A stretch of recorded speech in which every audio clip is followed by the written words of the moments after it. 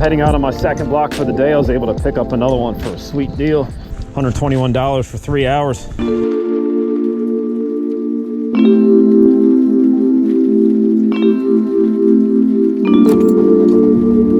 few minutes away from the warehouse to get loaded up for round number 2. Awesome surge day because of the snow. Last time was 33 packages. Hopefully this time it's a lot less since it's a 3-hour route.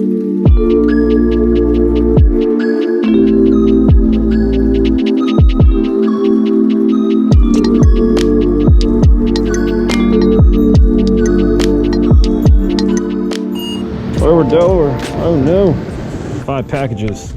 This is awesome. But the bad news is I got to go to Lower Delaware at the heart of the storm. Scanning complete.